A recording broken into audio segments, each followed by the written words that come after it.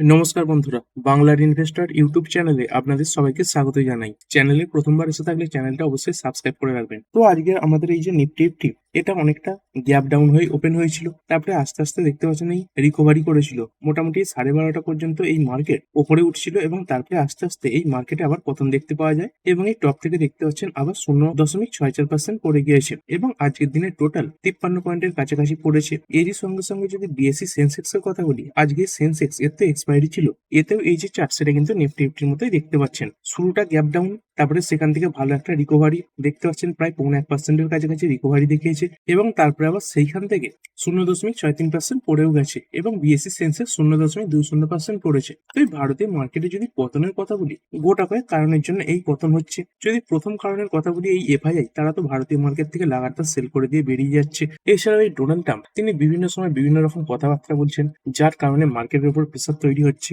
এবং তারই সঙ্গে সঙ্গে মিডল ইস্টের যে টেনশন সেটা তো রয়েইছে। এবং যদি গতকাল আমেরিকান মার্কেটের কথা বলি, গতকাল আমেরিকান মার্কেটে একটা বড় ক্র্যাশ দেখা গিয়েছিল। এইখানে দেখতে পাচ্ছেন আমেরিকান মার্কেটের যে চার্ট সেটা খুলে নিয়েছি। এই গতকাল অর্থাৎ 10ই জুনের যদি চার্ট দেখেন, মোটামুটি দেখতে পাবেন এই যে ডাউ জোন্স এটা 950 পয়েন্টের কাছাকাছি পড়েছিল। আর যদি আইটি ইন্ডেক্স নাসডাকের কথা বলি, তো এখানেও মোটামুটি গতকালে প্রায় 2%-এর কাছাকাছি পতন ছিল। তো এই সব কিছুর ইম্প্যাক্ট আমাদের ইন্ডিয়ান শেয়ার মার্কেটের যে ওপেনিং সেখানে দেখতে পাওয়া গেছে। আর গতকাল আমেরিকান মার্কেট কেন এত বেশি পড়েছিল, কারণ ইউএস এবং ইরানের মধ্যে একটা যে সিজ ফায়ার ঘোষণা হয়েছিল, তো সেই যে সিজ ফায়ার সেটা প্রায় ভাঙার মুখে চলে এসেছে এবং দুটো দেশই একে অপরের উপর অ্যাটাক করেছে। বলতে পারেন এই যে সিজ ফায়ার সেটা ভেঙেও গেছে। মূলত যবে থেকে একটা আমেরিকার অ্যাপাচে হেলিকপ্টার শট ডাউন করা হয়েছে, তবে থেকেই এই যে প্রবলেম সেটা শুরু হয়েছে। এই আমেরিকা বলছে ইরান নাকি তাদের এই যে অ্যাপাচে হেলিকপ্টার সেটাকে শট ডাউন করে দিয়েছে এবং তারপরে অ্যাটাক শুরু হয়েছে। দেখতে পাচ্ছেন US Iran launch fresh attack against each other, heading hopes for quick peace. অর্থাৎ খুব তাড়াতাড়ি এই যে যুদ্ধ বন্ধ হবে সেরকম কোনো আশা মার্কেট দেখছে না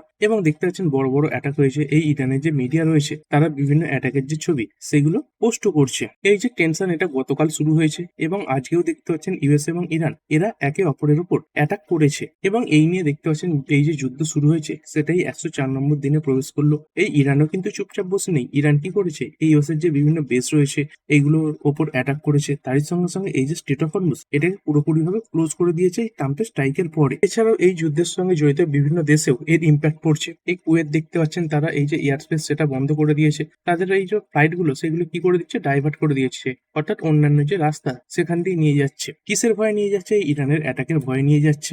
এবং এর সঙ্গে সঙ্গে এই ইসরায়েল এরাও দেখতে পাচ্ছেন এই যে যুদ্ধ এখানে তো জড়িয়ে রয়েছে। এই ইসরায়েল তারা কি ওয়ার্নিং দিচ্ছে of launches from Lebanon after US strikes in Iran. এই যে লেবানন সেখানে তারা বড় অ্যাটাক করতে পারে এরকম ওয়ার্নিংও তারা দিয়ে রেখেছে। এবং এটা আজকের কিছুক্ষণ আগেকার খবর দেখতে পাচ্ছেন ট্রাম্প কি বলছেন, US will hit Iran very hard tonight. অর্থাৎ আজকের রাতের কথা বলা হচ্ছে। এই আমেরিকা ইরানের উপর বড় ধরনের অ্যাটাক করতে পারে এবং তারই সঙ্গে সঙ্গে এই যে খার্ক আইল্যান্ড রয়েছে যেখান থেকে ইরান তাদের উৎপাদিত তেলের 90% অন্যান্য দেশে সাপ্লাই করে থাকে এই রুটের মাধ্যমে, বিভিন্ন সামুদ্রিক রুটের মাধ্যমে, সেটাকে সিজ করার হুমকিও এই আমেরিকা দিয়ে রেখেছে। তো এই ধরনের জিনিসগুলো হলে এই যে টেনশন সেটা আরো বেশি বাড়বে। তবে যুদ্ধ পরিস্থিতি বাড়লেও তার সেরকম বড় ইম্প্যাক্ট এই যে ক্রুড অয়েল সেখানে পড়েনি। মূলত আমাদের ইন্ডিয়ান মার্কেট এই ক্রুড অয়েলের যে ওটা পড়া তার উপরে নির্ভর করে। কিন্তু আজকের দিনে যে ইন্ডিয়ান মার্কেটে ইম্প্যাক্ট দেখতে পেয়েছেন এই পতনে শুরু হয়েছিল, সেটা মূলত আমেরিকান মার্কেটের যে পারফরমেন্স সেটাকেই ফলো করেছে। যদি ক্রুড অয়েলের প্রাইসের কথা বলি, এই শুরুটা কিছু ওপরেই হয়েছিল কিন্তু তারপরে দেখতে পাচ্ছেন বেশিরভাগ সময় লাল নিশানে ট্রেড করছে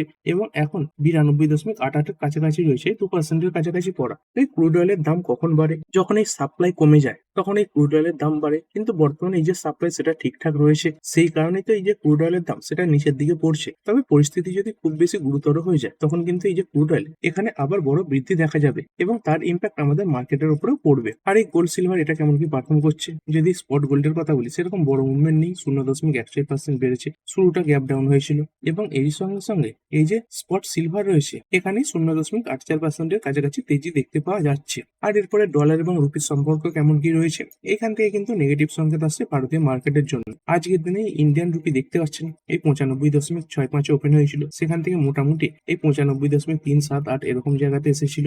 আবার সেখান থেকে কিন্তু এই যে ইন্ডিয়ান রুপি এটা অনেকটা দুর্বল হয়ে গেছে, এই 95.75 পৌঁছে গেছে এবং এইখানেই বর্তমানে ট্রেড করছে। এবং এর সঙ্গে সঙ্গে এই যে সিটি এরা কিছুদিন আগে এই যে নিফটির টার্গেট এটা দিয়েছিল 27,000, তো দেখতে পাচ্ছেন আজকের দিনে সেই যে টার্গেট সেটা আবার তারা কাট করে দিয়েছে। তো টার্গেট কত কাট করেছে, এই টার্গেট কাট করেছে 26,000। 1000 মানে 1000 পয়েন্টের কম টার্গেট দিচ্ছে। কি কি কারণে? দেখতে পাচ্ছেন এই জিওপলিটিক্যাল রিস্ক, মানে এই যে ইউএস ইরানের মধ্যে টেনশন চলছে, মিডল ইস্টে বিভিন্ন টেনশন চলছে, এটা একটা কারণ। তারই সঙ্গে সঙ্গে এআই কনসার্ন, এটাও একটা কারণ। কারণ ভারতীয় মার্কেটের যে আইটি কোম্পানিগুলো তারা এই এআই সেগমেন্টে সেভাবে ইনভেস্ট করছে না, অর্থাৎ বিদেশি কোম্পানিগুলোর সঙ্গে এই যে কম্পিটিশন সেখানে টিকে থাকতে পারবে না, এরকমটাই মনে করছে সিটি। তারই সঙ্গে সঙ্গে এই এল নিনো, এই যে ওয়েদার সংক্রান্ত একটা আপডেট, এই এল নিনো এটা শক্তিশালী হলে কি হবে, এই গরম বাড়বে, বৃষ্টিপাত কম হবে, আর এরকমটা হলে কি হবে, ফসলের যে উৎপাদন সেখানে ব্যাঘাত ঘটবে, অর্থাৎ আমাদের যে ইনফ্লেশন সেটা বেড়ে যাবে। তো এই তিনখানা কারণকেই মাথায় রেখে মূলত সিটি তারা নিফটি টার্গেটটাকে কমিয়ে দিয়েছে। এছাড়াও এই যে এফআইআই এরা লাগাতার ভারতীয় মার্কেট থেকে বেরিয়ে যাচ্ছে, এটাকেও তারা একটা কারণ বলছে।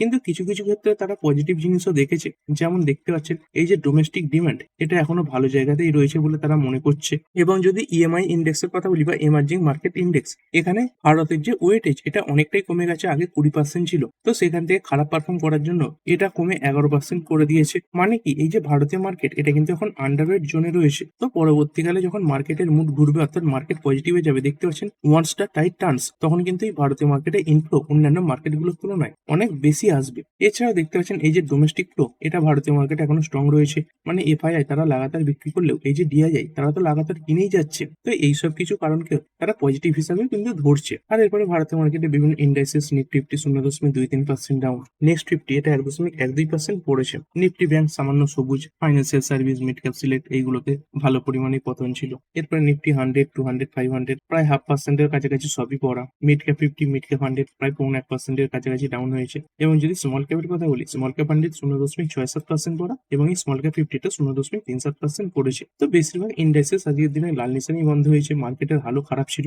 এবং ওভারঅল যে মার্কেট ব্রেথ সেটাও দেখতে পাচ্ছেন খারাপ। আজকে বাড়া শেয়ারের সংখ্যা 1013 খানা, সেখানে পড়ে যাওয়া শেয়ারের সংখ্যা 555 খানা, এগুলোই এনএসিতে ট্রেড হয়েছে। আর এরপরে বিভিন্ন সেক্টর, এই নিফটি অটো সামান্য ডাউন, ফাইন্যান্সিয়াল সার্ভিস এটাও কিছুটা ডাউন হয়েছে, এফএমসিজি প্রায় 0.1%-এর কাছাকাছি ডাউন, আইটি আজকে ভালো পরিমাণে পতন দেখিয়েছে, 1.62% পড়েছে, মিডিয়া 1.78% বেড়েছে, মেটাল খারাপ পারফর্ম করেছে, ফার্মা আজকে মোটামুটি ভালো পারফর্মই করেছে, 0.61% বেড়েছে। এরপরে পিএসইউ ব্যাংক 0.89% ডাউন এবং এরই উল্টো দিকে এই যে প্রাইভেট ব্যাংক এর যে ইন্ডেক্স রয়েছে এটা 0.55% বেড়েছে। আর এই নিফটি রিয়েলটি এখানে 0.66% পতন দেখতে পাওয়া গেছে। আর এই গ্লোবাল মার্কেট কেমন পারফর্ম করছে দেখুন, এই যে ক্রুড অয়েলের প্রাইসে খুব বড় মুভমেন্ট নেই, তারই সঙ্গে সঙ্গে এই যে গ্লোবাল মার্কেট যেগুলো দেখতে পাচ্ছেন সব পজিটিভই রয়েছে, এই ড্যাক্স, ফুটসি, ক্যাক 40, ইউরোস্টক্স। তো এখান থেকে এরকমটাই মনে হচ্ছে এই যে ইউএস এবং ইরানের মধ্যে আবার যুদ্ধ শুরু হয়েছে, এটা বেশি দিন নাও টিকতে পারে, আবার পরিস্থিতি এই সিজ ফায়ারের মতো জায়গাতে চলে আসতে পারে। সেই কারণেই তো এই ড্যাক্সের মতো মার্কেট দেখতে পাচ্ছেন কিছুটা সবুজ, ফুটসি এটাও দেখতে পাচ্ছেন প্রায় 0.5%-এর উপরে বাড়া, ক্যাক 40 এটাও বাড়া এবং এই ইউরোস্টক্স এটাও প্রায় 1%-এর কাছাকাছি বাড়া। অর্থাৎ এই যে দুদিন পতন এলো এই যুদ্ধের কারণে, এটা একটা শর্ট টার্ম পতন, এখান থেকে একটা রিকভারি মার্কেটে আসতে পারে। আর এশিয়ান মার্কেট গুলো কেমন কি পারফর্ম করেছিল, এই জাপানের মার্কেট দেখতে পাচ্ছেন কিছুটা সবুজেই বন্ধ হয়েছে, সাংহাই এটা কিছুটা লাল, তারপরে হ্যাংসেং ইন্ডেক্স এটা 0.65% পড়েছে। এবং যদি সাউথ কোরিয়ান মার্কেট কোস্পির কথা বলি, এটা 0.43% বাড়া। এরপর চলুন মার্কেটের টপ গেনার এবং লুজার গুলো দেখে নিই। আজকে গেনার লিস্টে ছিল ব্লুজেট হেলথ কেয়ার 6.27% বেড়েছে, তারপরে অ্যাজিজ লজিস্টিক্স এটা দেখতে পাচ্ছেন প্রায় 18%-এর কাছাকাছি বেড়ে গেছে, খুব সুন্দর র্যালি দেখিয়েছে। তারপরে ওয়াহাট এটা 5.86% আপ। আর যদি পড়ার লিস্টে দেখি, এই চেন রিসোর্স রিসাইক্লিং এটা তো গত কয়েকদিন ধরেই পড়ছে, আজকে প্রায় 10.5% পড়েছে। এবং যদি 5 দিনে দেখেন, এই মোটামুটি টপ থেকে ক্যালকুলেট করলে প্রায় 20%-এর কাছাকাছি পতন এই শেয়ারে দেখতে পাবেন। এবং এক মাসে দেখতে পাচ্ছেন প্রায় 45% ডাউন হয়ে গেছে, খুবই খারাপ পারফরমেন্স এই কোম্পানিটা দেখাচ্ছে। তারপরে ওলা ইলেকট্রিক আজকে 4%-এর কাছাকাছি পড়েছে। তারপরে কার্ট্রেড ট্রেড এটা আজকে 2.78% পড়েছে, মাঝখানে একবার বড় রিকভারিও দেখিয়েছিল, সেখান থেকে আবার পড়ে গেছে। তারপরে এই আইটি সেক্টর পড়েছে এবং এই আইটি সেক্টরের কোম্পানিগুলোতেও ক্র্যাশ এসেছে, তাদের মধ্যে এই ওয়েপএসএস দেখতে পাচ্ছেন বা এই ওরাকল ফাইন্যান্সিয়াল সার্ভিস এটা 1.87% ডাউন এবং এই সিসিএল প্রোডাক্ট এই শেয়ারে বড় মুভমেন্ট কিছুদিন ধরেই আসছে, মাঝে মাঝে বাড়ছে, মাঝে মাঝে পড়েও যাচ্ছে, দেখতে পাচ্ছেন খুবই ভোলেটাইল থাকে। আজকের দিনে 5.5%-এর কাছাকাছি পড়েছে। আর ভিডিও শেষে নিফটি দেখে নেবো। আজকে এই নিফটির মধ্যে 18টা কোম্পানি সবুজে বন্ধ হয়েছে এবং 32টা কোম্পানি লাল নিশানে বন্ধ হয়েছে। আর এদের মধ্যে কোনগুলো ভালো এবং কোনগুলো খারাপ পারফর্ম করলো, ভালোর দিকে দেখতে পাচ্ছেন মাহিন্দ্রা রয়েছে 0.2% up, ICICI bank 1.59% up, Kotak bank 1.16% বেড়েছে, জিএসডব্লিউ স্টিল 0.80% আপ এবং এই সান ফার্মা 0.78% বেড়েছে।